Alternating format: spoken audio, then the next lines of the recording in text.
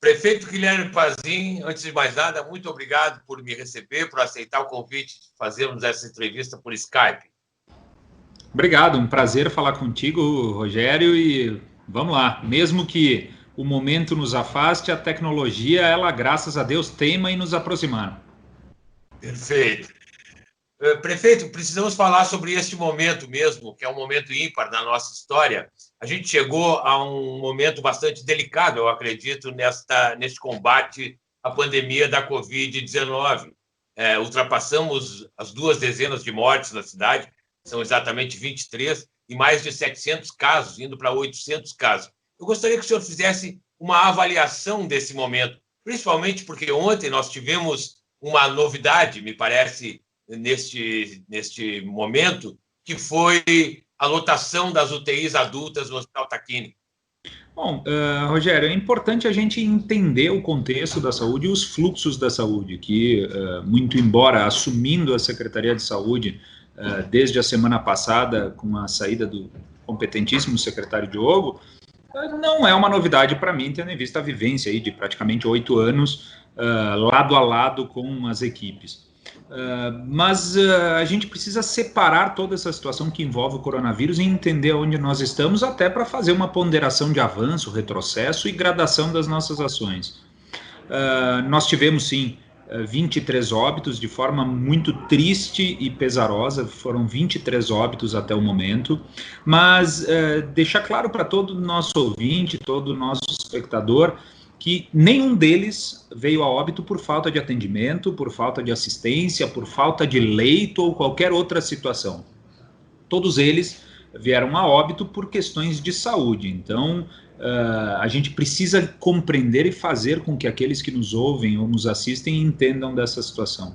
Sob o aspecto do coronavírus, é importante a gente salientar que, testando, nós buscamos mais um mapa epidemiológico e encontramos mais pacientes sintomáticos e assintomáticos. Essa é a maior tendência que a gente pode ter para entender o cenário da nossa cidade. E se nós entendermos que Bento supera 700 contaminados testados aqui na nossa cidade, a gente também precisa entender que mais de 650 pessoas já curaram de acordo com os protocolos clínicos e o atendimento prestado. Hoje nós estamos com um número que para nós é extremamente alentador, porque ele se mantém desde cerca de quarta-feira da semana passada, que é o número de 86 pacientes com Covid, mas ativos, isto é, a gente está curando mais do que contaminando, a gente está conseguindo manter o número de 86. E veja, antes disso, talvez há 15 dias atrás, não erraria muito, nós chegamos a mais de 180 pacientes ativos com coronavírus em Bento. A partir disso, a gente vem reduzindo. E a gente está reduzindo porque as nossas estruturas estão dando conta de todo o atendimento, a gente está conseguindo fazer com que o esforço de estruturação ele esteja sendo efetivo para o enfrentamento do coronavírus. Sobre a questão dos leitos de UTI, vejam, o município adiantou recursos, isto é, garantiu a compra de leitos, enquanto o Ministério da Saúde não habilitava 5 novos leitos. Habilitados estes, então, nós fomos a 18 leitos SUS aqui na UTI do Hospital Tacchini. Ontem mesmo, negociamos com o Hospital Tacchini e locamos mais 2 vagas de UTI, passando a 20 leitos SUS na UTI do Hospital Tacchini, até que a gente não consiga a habilitação de novos leitos perante o Ministério da Saúde. Faz com que a gente tenha 35 leitos. Eles vão na sua totalidade, mas vão entendendo e decupando esse número, nós vamos entender que 9 pacientes são Covid-19, apenas 9 de 35. Todos os demais são pacientes que, por outras situações, vêm a buscar tratamento intensivo. E tirando esses leitos comprados, a gente vai ver que o valor ele é muito semelhante, se não igual ou menor do que nós tínhamos no mesmo perfil do ano passado. Com o início do inverno, com a primeira frente fria, com a umidade chegando, a gente tem naturalmente um aumento na internação dos nossos leitos de UTI. Isso é ruim? Bom, isso nos parece muito normal. O que a gente precisa é redobrar os cuidados. Mas fazendo o paralelo, e desculpa me estender, mas é importante passar todo esse parâmetro, toda essa compreensão.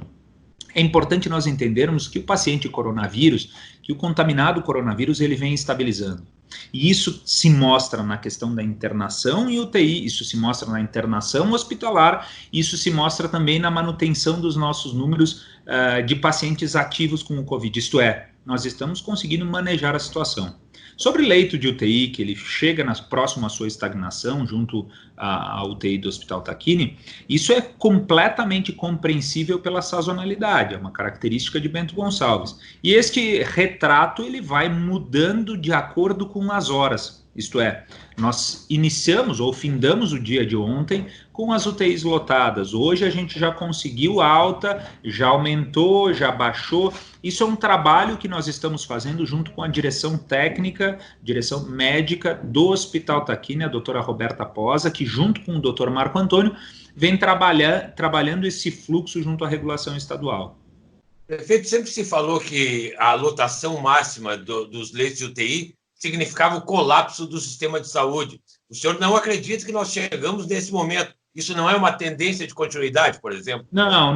Realmente não acredito, até porque em outros países não se encontra um programa tão perfeito, tão belo quanto o SUS, o Sistema Único de Saúde. E veja, nós não estamos falando de leitos no geral, nós estamos falando de leitos SUS. Nós temos ainda leitos privados e nós temos aquilo que o paciente coronavírus precisa. Nós temos em abundância, que são os respiradores.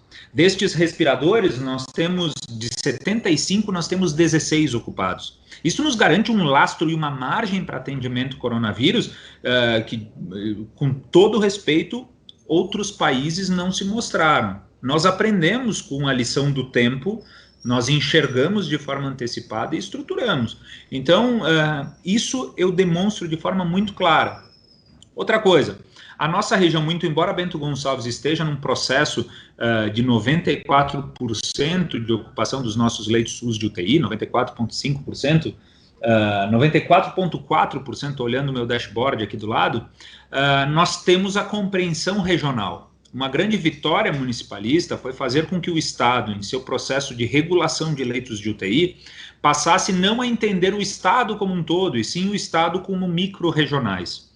A nossa micro-regional da Serra Gaúcha está com 75%, 76% de ocupação. Então, nos remete a uma condição de alocar pacientes para outros municípios, tal e qual nós estamos recebendo pacientes de outras localidades, sem problema algum.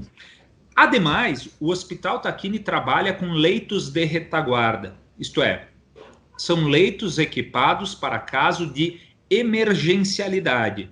Estes leitos eles não aparecem dentro do mapa radiográfico porque eles não são habilitados, isto é, eles não são financiados pelo Ministério da Saúde. Mas em caso de excepcionalidade, eles estão preparados, prontos e equipados para continuar a nos dar a assistência.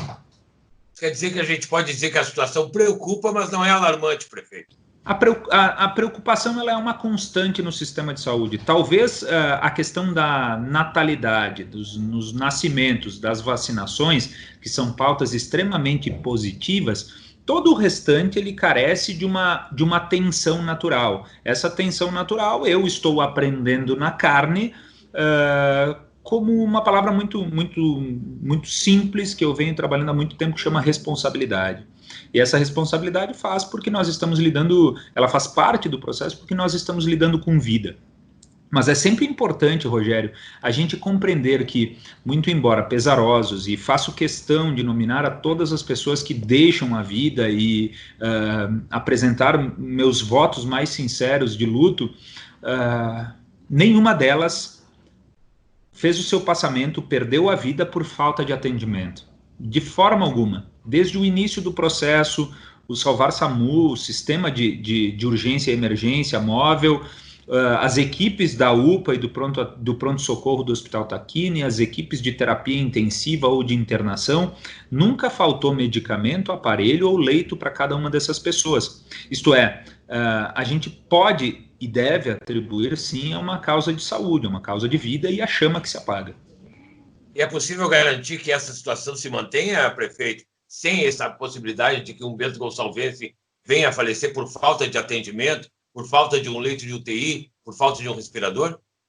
Bento Gonçalves não permitirá que qualquer pessoa perca a sua vida por falta de atendimento. Nós temos estrutura, nós temos equipe, temos áreas extremamente equipadas para tudo isso, e temos respiradores num número que eu desconheço outra localidade no país ou em outros países por 100 mil habitantes que tenha tanta disposição como Bento Gonçalves. Veja, não é essa a minha preocupação. A minha preocupação ela é muito mais com o tempo e com a fragilidade na saúde das pessoas. Veja, hoje nós estamos falando de um acúmulo de situações que trouxeram o paciente a ter uma situação frágil hoje.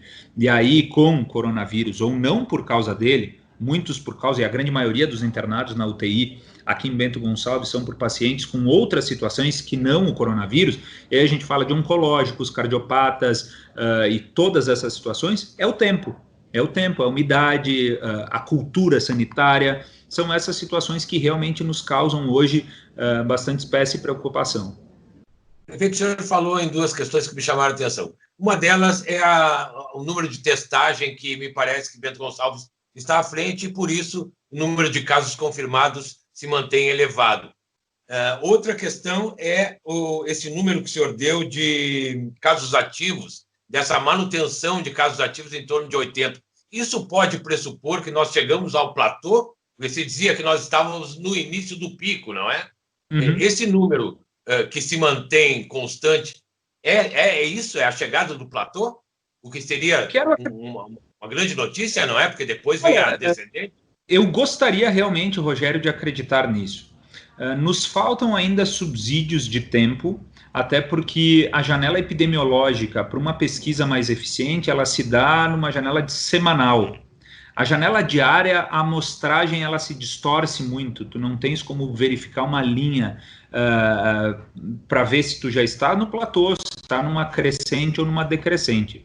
Nós precisamos hoje, então, fechar essa semana, que conclui amanhã, com essa estabilização no número de pacientes ativos, passar então mais uma semana para a gente começar a ter um traço mais claro. Eu realmente acredito que nós estejamos indo para um processo de normalização das situações, justamente porque a população ela vem se comprometendo junto com todos. Muito embora o nível de isolamento social ele tenha baixado em seu percentual, as pessoas estão com a cultura de preocupação e cuidados, as pessoas estão usando máscaras, estão não se aglomerando nos ambientes de maior concentração de pessoas, então a gente vê as pessoas preocupadas, as empresas, comércio, indústria, todos estão preocupados. Então, eu consigo realmente compreender que estamos nos dirigindo. E por que Bento? Vamos lá, nós estamos vendo municípios vizinhos, muitas vezes até maiores ou semelhantes ao nosso tamanho, passando por situações que nós passamos há um mês atrás. Isso ele pode ser explicado de muitas formas, mas a gente prefere compreender que o vírus circulou em Bento Gonçalves um pouco antes dessas outras localidades. A justificativa disso é a nossa matriz comercial, a nossa matriz setorial, a interlocução dos nossos agentes em outros estados e outros países, o nosso adensamento, que ele é diferente de outros municípios, e sim, testagem. A gente está indo atrás do vírus. Eu sei que tu és um defensor do processo de testagem, porque realmente é a única forma da gente conhecer a verdade, né?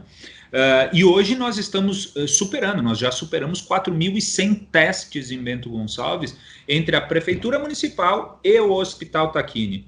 Esse índice é um índice maior do que a Coreia do Sul, veja, olha onde a gente buscou chegar. O índice maior do que a Coreia do Sul, que fez 3 mil testes, cerca de 3 mil testes por 100 mil habitantes. Isso faz com que a gente enxergue mais. Veja, eu não consigo deixar de esquecer uma situação que aconteceu em um frigorífico de Lajeado, onde o meu amigo prefeito Marcelo Calmo me relatou de forma até emocionada, quando a equipe da Vigilância Epidemiológica, junto a um termo de ajustamento de conduta do Ministério Público do Trabalho, foi testar em uma empresa os funcionários. De 406 testes ou 408 testes, 308 estavam positivados. Nenhum deles com sintomas atribuídos à febre, dor de garganta, dor no corpo ou qualquer coisa que o tirasse da normalidade. Então, é para a gente entender a complexidade das coisas. E isso tudo somente se faz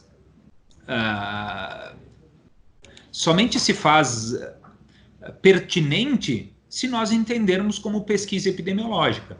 Veja, se a gente fosse buscar pura e simplesmente o método, a prática adotada pelo Ministério da Saúde, ou mesmo pela Secretaria de Estado da Saúde em 95% dos municípios do estado, a gente ia talvez ter 200 contaminados em Bento, 150, que são as pessoas que precisam internação hospitalar. 90% destes testes positivos que nós temos são pessoas que se curaram em casa, com orientações, com remédios paliativos, isto é, para curar ou administrar os sintomas de febre, de dor no corpo, somente assim. Essa é a riqueza da pesquisa, é não fecharmos os olhos ou botarmos uma venda em nossos rostos. Nós precisamos saber o que está acontecendo.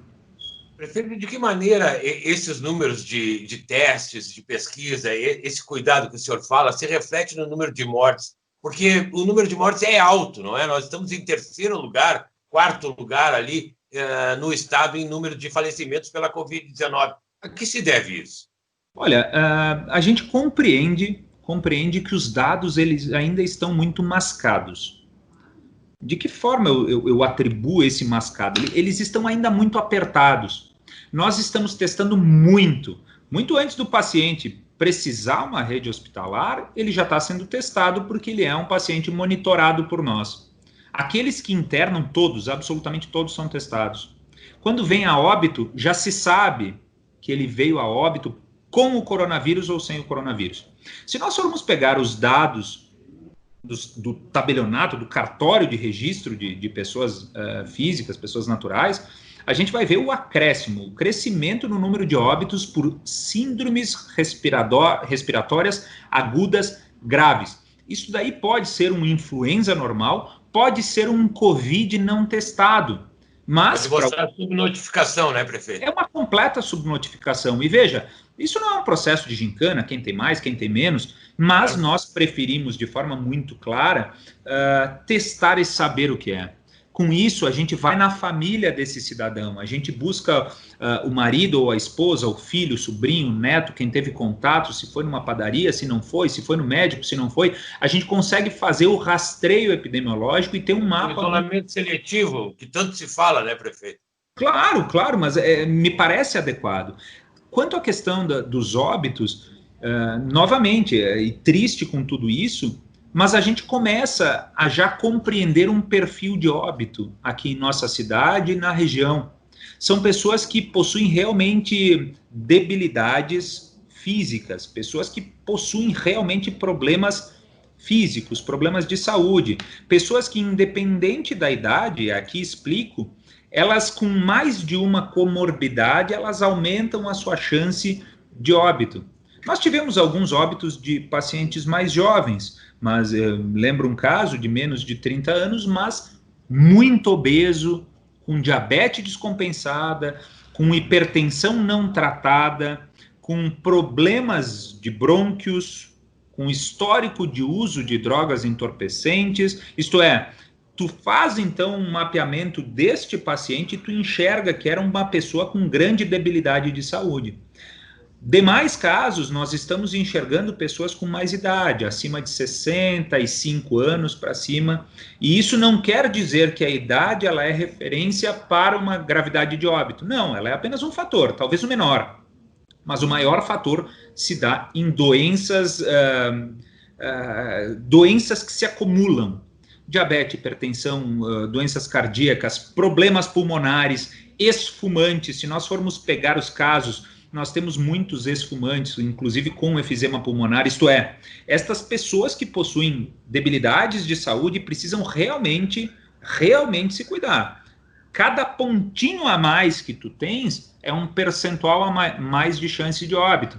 Então a gente já começa a traçar esse perfil. E veja, hoje mesmo trabalhando sobre a questão de informática, sobre sistema de tecnologia dentro da Secretaria de Saúde, a gente já startou um projeto de disparo, então vamos iniciar agora na próxima semana, justamente para o nosso paciente do prontuário de atendimento SUS, aquele que tem idade avançada, mas que possui mais de uma doença associada. Então a gente já vai focado nela, e a gente só passa a saber isso a partir de teste. Somente a partir de teste, a partir de pesquisa. Para uns, uma comprovação, para outros, um alívio, para a equipe epidemiológica da Prefeitura de Bento, um material farto de estudos e, obviamente, um desencadear de ações.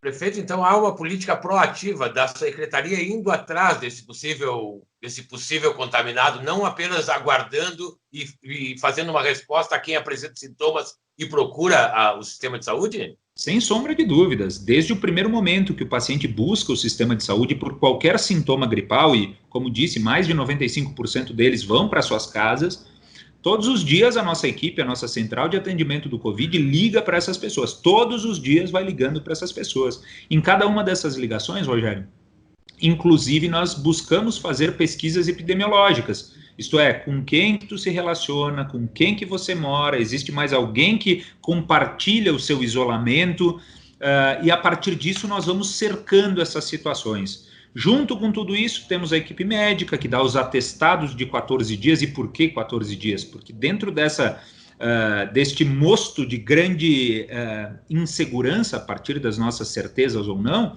uma coisa é certa, o período de incubação do vírus são 14 dias. Então tem que ficar em casa, tem que respeitar. Junto com isso tem a Guarda Municipal, a Guarda Civil, que faz toda a patrulha e verifica os casos que estão furando o nosso bloqueio de 14 dias de isolamento, e já tivemos alguns casos em Bento, inclusive, infelizmente.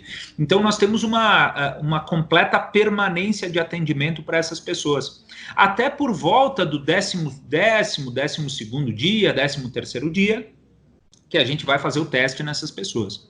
E aí a gente verifica se a prudência ela foi em excesso, isto é, uma síndrome respiratória tradicional, como influenza ou tantas outras, e ela permaneceu os 14 dias, mas já está curada, ou se realmente era um paciente COVID, que neste momento provavelmente ele já esteja se encaminhando para a cura, tendo em vista que sintomas ele já não tem, sintomas cerca de 7 dias.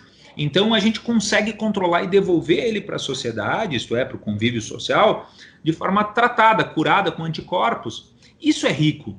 Senão a gente simplesmente fecha os olhos, passa a acreditar em todas as notícias com pouco fundamento que a gente vê por aí, correntes de pensamento ideológico e político, e torce para o acaso. Não, nós não vamos torcer para o acaso. E a gente vai testar, inclusive, os mortos em Bento Gonçalves, como muitas vezes que a gente acontece, porque o paciente chega já muito debilitado. A gente vai testar, inclusive, para saber se faleceu com o coronavírus ou sem o coronavírus. Lembrando que a gente está falando de algo viral, que ele falece de outras situações atreladas, mas em razão do coronavírus. Perfeito. Prefeito, eu quero voltar um pouquinho a essa questão da subnotificação, porque a pesquisa da UFPEL, que é quem baliza as políticas públicas do Estado do Rio Grande do Sul, elas apontam que para cada caso notificado, existem 8 a 12 casos subnotificados. O senhor acredita, pelo que o senhor está falando aqui para nós, que em Bento Gonçalves esse resíduo é menor? É menor. Inclusive, o nosso estudo de prevalência, ele se deu, é uma amostragem rica, e ele se deu cerca de 3,6%, 4% da população em Bento se mostra contaminada. Se nós formos entender isso e cruzar com os dados da pesquisa científica da Universidade Federal de Pelotas, excelente pesquisa e ótima iniciativa, a gente vai ver que Bento, testando mais, assim como Lajeado, que tem um programa de testes, Passo Fundo, que tem um programa de testes, a gente vai ver que a nossa razão ela é cerca de metade daquela atribuída ao Estado. Hoje nós teríamos cerca de 4 mil pessoas contaminadas em Bento, já curadas ou em processo de cura, quando pelo estudo da Universidade Federal de Pelotas nós teríamos cerca do dobro disso. Então, a pesquisa ela é sempre importante. trabalhamos com essa situação de insegurança de dados, tendo em vista os casos assintomáticos, e realmente foi algo que nos chocou muito dentro do nosso estudo de prevalência, quando dos 250 testados, 9 apareceram com contaminação, sendo que 5 estavam ativos. E dentro da anamnese feita, das perguntas apresentadas pela nossa equipe de saúde, nenhum dos 9 testados confirmados atestaram qualquer sintoma gripal, uma temperatura minimamente elevada, dor no corpo, dor de garganta, nenhum, zero, absolutamente nenhum. Então, isso nos causa um pouco de insegurança de dados, mas nos remete a uma condição de pedir para a nossa sociedade continuar cuidando. Continue se cuidando. Continue usando máscara, continue evitando ambientes enclausurados, abram as janelas. Ah, tá frio, ótimo, te agasalha, mas abre, deixa ventilado o teu espaço. Busca ambientes limpos, ambientes seguros, utiliza de produtos sanitizantes e usa máscara. Ah, mas a máscara tem estudo para isso, estudo para aquilo. Ok, mas vamos tentar então pegar uma barreira física, absolutamente que tudo que tu puderes minimizar os impactos, absolutamente tudo isso, ele é ponto positivo, né? Então, eu realmente me lembro, quando boto a minha máscara para sair de casa, eu me lembro que eu tenho que manter, inclusive, os meus calçados fora do meu apartamento. Eu me lembro também que eu tenho que manter as minhas mãos higienizadas e quando eu entro no elevador, eu não aperto o botão, porque é um ponto de toque comum. Uma coisa vai ensinando para outra e uma coisa vai lembrando a outra. Justamente por isso que eu realmente estou muito, mas muito confiante das nossas ações, que foram iniciais, foram muito precoces, né? Mas ela vem dando um resultado incrível. E veja, nós temos hoje um leito de isolamento COVID no nosso complexo de saúde sendo utilizado. Das 8 mini UTIs que nós temos na UPA, somente uma está sendo utilizada e ela não é contabilizada dentro desse cálculo apresentado pelo Estado junto com o Hospital Tacchini. Isto é, são vagas de retaguarda que nos dão gordura e nos dão condição de enfrentamento. Perfeito. Isso é importante para tranquilizar a população que ficou alarmada com aquele dado de ontem, né? Prefeito, mesmo assim... Mas é interessante, né, Rogério? Perdão atrapalhar. É interessante porque esse é o 8º ano que eu estou à frente da prefeitura. Todos os invernos, nós tivemos esgotamento das UTIs. Todos os invernos, em determinados momentos, nós tivemos esgotamento da nossa UTI. Muito pouco se viu, inclusive de lideranças, afora aquelas que trabalhavam na área da saúde, na área da gestão, muito pouco se viu de mobilização ou comoção perante as nossas estruturas. Muito pouco se viu. Pelo contrário, era uma pauta que se tinha como certa, que se tinha... E não, nós estávamos trabalhando para ter a qualidade. Não. A gente realmente tem que entender essa biopolítica como uma pauta permanente, presente e realmente futura. Perfeito. Talvez essa Covid tenha vindo também para alertar a população sobre isso, né? Mas é claro que a comoção é maior, porque nós sabemos que a Covid vai aumentar essa demanda, né, prefeito? Prefeito, excetuando o dado que o senhor falou, dessa estabilidade dos casos ativos, a gente ainda vê um crescimento grande e exponencial do número de casos e do número de mortes, né? Eu me lembro que quando a gente começou, digo a gente porque estamos no mesmo mar, não é? Começamos a flexibilizar esse isolamento social, os números eram bem menores. O secretário de Saúde da época, o Diogo Segabinari Siqueira, ele afirmou que a flexibilização se dava exatamente porque nós não tínhamos o crescimento exponencial. Bom, nesse momento, a gente ainda não sabe se tem ou se chegamos a esse platô que pode ser confirmado a semana que vem. Como é que o senhor avalia isso? Há uma possibilidade de retrocesso dessa flexibilização? O senhor acha que a gente está no caminho certo? Como é que o senhor faz essa avaliação hoje? Eu acredito que nós estamos no caminho certo. Veja, Rogério, uma pandemia viral, ela pode ser tudo menos uma comparação com um temporal. O temporal, ele se arma, começa a chuva e o vento, tu fechas a tua janela, fica em casa até o temporal passar, e tão logo o barulho termine, tu abre as janelas e o tempo volta a estar bom. A pandemia viral não é assim. A gente pode ficar em casa, a gente deve se cuidar, a gente deve estruturar o isolamento, mas pura e simplesmente para construir enfrentamento, estrutura de enfrentamento. Porque quando tu abrires a porta, o vírus continuará aí.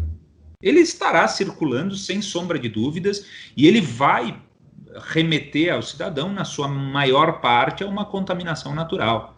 Os demais contaminarão de forma artificial por meio de vacinas e outras situações. Hoje nós estamos controlando, como nós falamos, a UTI lotou, ok, mas os nossos leitos de retaguarda continuam plenos à disposição e num número completamente confortável. A gente vai conseguir fazer isso, e talvez a gente tenha se armado tanto, desculpa o termo, eu não gosto de usar esses termos mais bélicos, mas a gente tenha se estruturado tanto para chegar neste momento de enfrentamento. Eu não tenho dúvida alguma que Bento Gonçalves teve um contato mais precoce com o coronavírus pelas razões que nós conversamos, pela nossa situação de turismo, pela nossa situação comercial, nossas ligações comerciais e mercantis, por que não?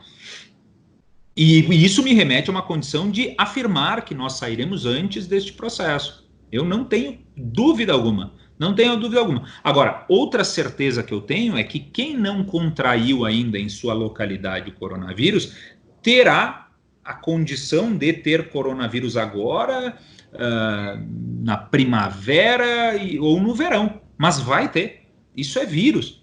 Quando nós formos numa estação rodoviária, cruzarmos por uma pessoa que veio de outra localidade, espirrar, quando a gente botar a mão num banco e coçar o rosto, a gente vai ter o contato com tudo isso. A gente não pode buscar entender uma pandemia com algo mais infantil, de que vai... Não, a gente lutou para estar aqui, com estrutura de enfrentamento. Os meios vão parecendo se esgotar? Parece que sim, mas é a estrutura que nós criamos para atender a nossa gente.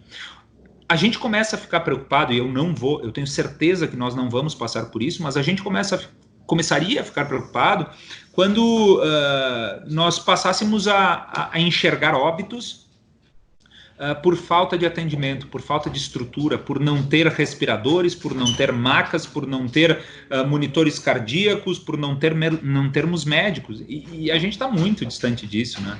A gente tem uma estrutura de orgulhar bastante aí a nossa cidade, a nossa região, e mais do que isso, de garantir enfrentamento quanto ao coronavírus. O senhor acredita que não há por que repensar esse caminho é correto? Eu acho que é correto. Agora, não sou refém das minhas condições, né? De forma alguma. Eu acho que seria o ponto mais insano de todos, alguém jovem como nós, sermos reféns das nossas ações. De forma alguma. A gente é muito, mas muito abertos à discussão. Tanto que grande parte do meu dia e grande parte das minhas noites, elas são reservadas, junto com as nossas equipes técnicas, com as equipes técnicas do Hospital Tacchini, de analisar a situação, fazer previsões de presente e previsões de futuro. Da mesma forma, falo previsão de presente, porque até colocar em prática já virou futuro, mas previsões de curto, de médio e de longo prazo. A gente age, a gente avalia, a gente faz uma previsão de futuro. A gente age, avalia e faz previsão de futuro. É algo que a gente tem de forma muito clara. E evitamos, inclusive nesta semana, um decreto que flexibilizava um pouquinho mais em algumas outras situações. Ele estava programado ainda na sexta-feira da semana passada de ser editado e publicado agora na segunda-feira. Não alardeamos muito, mas era um decreto que previa, então, uma flexibilidade em algumas situações de horários, em alguns setores que ainda eles estão trancados, como os cursos livres profissionalizantes, né, para adultos e adolescentes, isto é, pessoas que têm o discernimento do comportamento social. A gente previa isso, seguramos, porque com a entrada desse primeiro frio, e veja, não é o frio deste final de semana, é o frio de 8 a 10 dias atrás que reflete agora. A gente teve este aumento de procura de leitos na nossa unidade hospitalar. Então, a gente vai revendo as nossas ações e, se precisar dar 2 passos atrás em razão da preservação da vida da nossa gente, olha, seria o primeiro a apontar esse caminho. O senhor tocou numa questão prática que eu ia chegar lá. Agora, o decreto do Estado, ele aponta que na próxima segunda-feira poderiam os cursos livres, né, educação, voltar a funcionar com aulas presenciais. A gente vê que em Bento Gonçalves a gente recebe algumas informações de que alguns cursos, principalmente de informática, já estão funcionando. E isso há uma liberação especial da prefeitura. E como é que o senhor vê a semana que vem? O senhor falou que não deve liberar, não vamos cumprir essa determinação do Estado. Como é que está o município nesse sentido? Não, eu lhe afirmei que a liberação ela estava prevista para a segunda dessa semana. Então, nós resolvemos segurar para essa situação. Alguns estabelecimentos, principalmente cursos técnicos e profissionalizantes, se valem de uma interpretação, e aí é um debate administrativo e jurídico que está sendo feito, extremamente positivo e necessário, se valem de uma equiparação com academias de ginástica que fora flexibilizada pelo governo do estado e a possibilidade de utilizar, inclusive de um instrutor para 3 alunos. Então essas escolas se valem de uma condição de educador, não físico, mas um educador teórico, que não teria maior complexidade, muito pelo contrário, teria até atenuantes se comparados com os exercícios de saúde, para funcionar. Nós estamos realmente trabalhando juridicamente, algumas optaram por fazer e estamos debatendo essa situação, mas num nível extremamente excelente. Não é a minha preocupação, viu, Rogério? Não é a minha preocupação, porque nós estamos lidando com uma faixa etária, reservados os extremos de idade, isto é, as crianças até 12 anos e os idosos acima ou mais experientes acima de 60 anos. As demais idades, todas elas têm discernimento para entender comportamento social, convívio social e pontos de cuidado. Então, esse não é o grupo que me preocupa. Realmente não é o grupo que me preocupa. Me preocupa os extremos. As crianças que têm exacerbado aquele sentimento de convívio social, de abraço, de carinho, de beijo. Isso é maravilhoso, mas tem a ingenuidade de não temer uma epidemia viral. Então ela toca, ela compartilha, é algo lindo, mas não para esse momento. E os mais idosos que têm a sua debilidade de saúde e que muitas vezes não se assumem.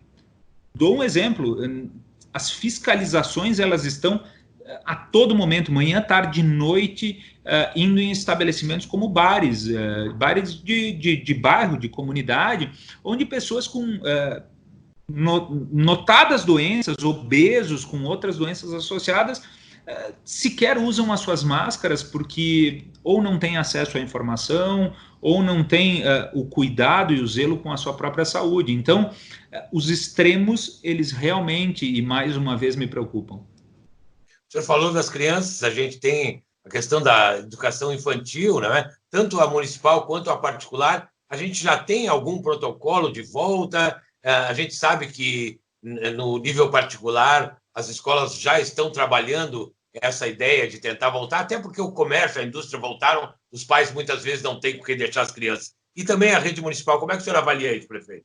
Bom, eu divido de forma muito clara e adoto um discurso do senhor governador que a rede privada tem um poder de reação e atenção aos preceitos muito mais rápidos do que a rede pública.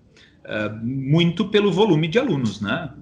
As escolas, principalmente infantis privadas, têm um volume de alunos, muitas vezes 1/3 do número de alunos das escolas públicas, isto é, o controle fica mais fácil. Estamos com um estreitamento de ações, com um grupo de pais e professores, a Associação das Escolas Infantis, a BEIPAR, onde desenvolveram, e o processo inclusive passou pela minha mesa aqui como secretário, não como prefeito, onde indicam uma série de protocolos a serem seguidos para terem a abertura dos seus estabelecimentos. Lógico, não é algo que a gente encontra como uma receita de bolo ou um copia e cola de internet, isso é algo muito mais profundo, até porque eu costumo dizer e falo bastante, principalmente para as escolas infantis, não me parece muito adequado para o negócio privado saber que a sua própria escola ela é foco de um surto de Covid-19, isso arrasaria qualquer possibilidade de divulgação de marca positiva.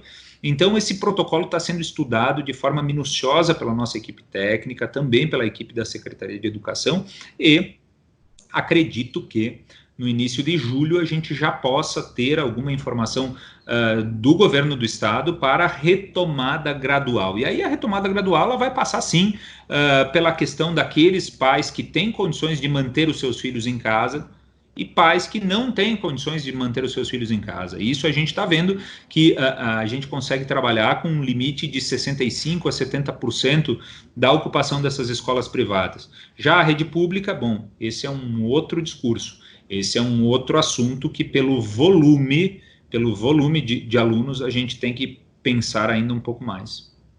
Certo, então não temos data para isso ainda. Não, existe uma perspectiva de que a rede privada ela inicie antes da rede pública, e essa é uma perspectiva que a gente está se valendo de forma muito clara. Prefeito, sua assessoria já está me cobrando que eu termine essa entrevista pelos seus compromissos, claro, a gente entende perfeitamente, mas eu preciso falar um pouquinho de economia, prefeito. Perfeito. A gente vê dados muito discrepantes, não é? Com a queda de arrecadação da prefeitura, com a queda de vendas do comércio, a queda da produção industrial. Por outro lado, a gente teve uma notícia muito boa ontem de que o consumo de vinho e as vendas dos vinhos de Bento Gonçalves têm aumentado na pandemia. Como é que o senhor vê esta questão? E outra, há projetos da prefeitura, na Câmara de Vereadores, que pretendem criar instrumentos de auxílio a profissionais liberais, a desempregados, a microempresários. Como é que isso está no seu entendimento? Bom, quanto à questão das arrecadações, por óbvio, né? As atividades pararam, a arrecadação parou, isso é algo natural. O nosso traço arrecadatório, aquele que enxerga todas as receitas, se comparados com o ano de 2019, nós teremos uma equiparação, nós estamos falando de cerca de 0,5% de discrepância quanto a 2019.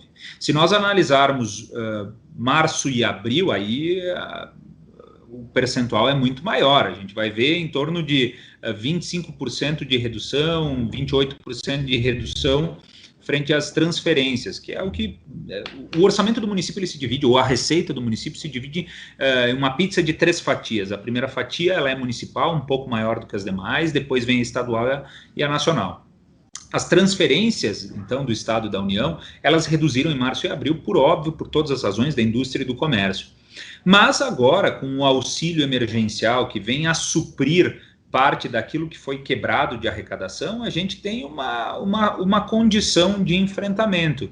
Vejo hoje, por toda a estrutura organizada sob o aspecto de finanças do município, que a gente vai provavelmente chegar no final do ano de forma equiparada à arrecadação de 2019, o que para nós é uma grande vitória, Entramos o ano sem dívidas, sem restos a pagar, sem uma quebra orçamentária, pelo contrário, um superávit que nos remete a investimentos, principalmente na área da educação e da infraestrutura, e a gente vai conseguir superar, mas consegue superar pela situação que nós entramos em 2020, e não pela situação que nós estamos vivendo. Por outro lado, projetos que tramitam na Câmara de Vereadores que visam um financiamento, um empréstimo subsidiado pelo município, um socorro a alguns setores, principalmente aqueles informais, desculpe, eles me parecem muito adequados, viu, Rogério? E isso, independente da condição financeira do poder público. Eu vejo que nós precisamos entender isso como uma guerra, e mais uma vez peço perdão pela alusão aos termos bélicos, mas no pós-guerra a gente tem a presença muito forte do Estado.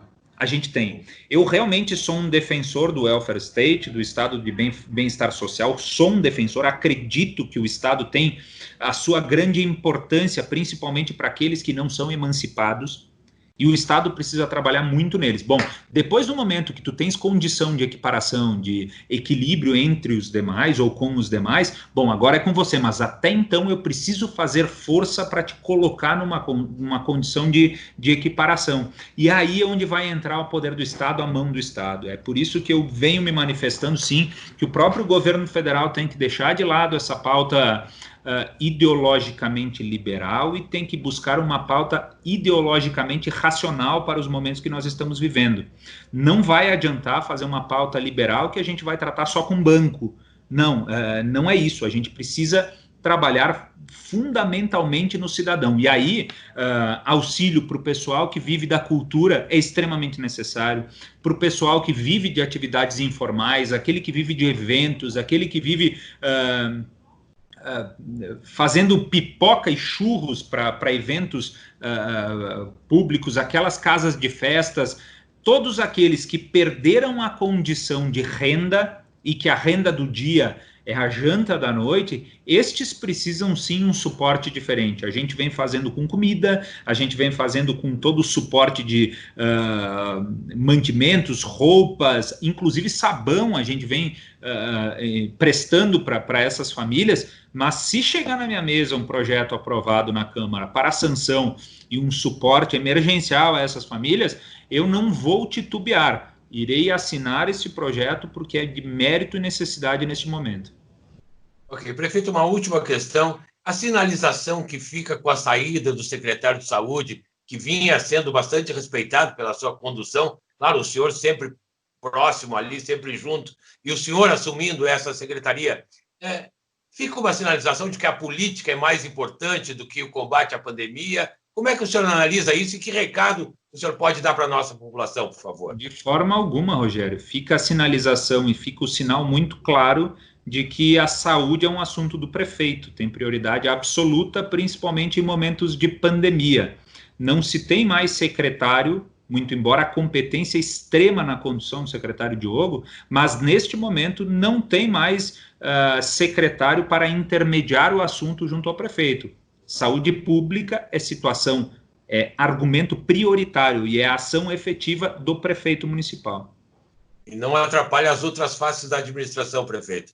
De forma alguma, até porque a vida da nossa gente é o que mais me importa. A educação com o seu calendário suspenso, as obras que têm o seu ritmo, mas elas não são mais importantes de forma alguma do que a vida da nossa gente, a minha pauta única é saúde. Os demais secretários têm atribuições para tratar as demais pautas e eu despacho com eles, inclusive à noite, despacho com eles aqui na prefeitura.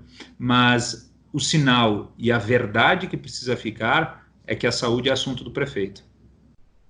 Prefeito, muito obrigado pelas suas palavras. Foram 50 minutos de entrevista. Nós teríamos muito assunto, mas acredito que abrangemos bastante bem esta situação. Obrigado pela sua disponibilidade. Parabéns pelo seu trabalho. Muito obrigado. Foi um prazer e que a gente possa repetir por mais vezes.